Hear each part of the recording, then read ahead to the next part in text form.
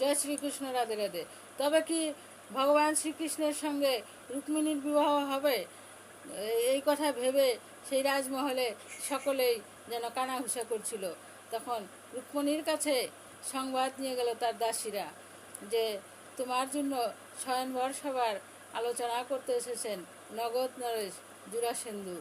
তখন সেই কথা শুনে রুক্মিণী ভাবতে বসে গেল, মনে মনে ভাবলো যে আমার প্রাণপ্রিয় একজনই আছে যার সঙ্গে আমার বিবাহ হতে পারে, ভগবান শ্রীকৃষ্ণ। তাছাড়া অন্য কারোর সাথে তো আমার বিবাহ হতে পারে না। সেই ভেবে যেন রুক্মিণী ভাবা শুরু হয়ে গেল রুক্মিণীর সেই থেকে ভগবান শ্রীকৃষ্ণের কথা।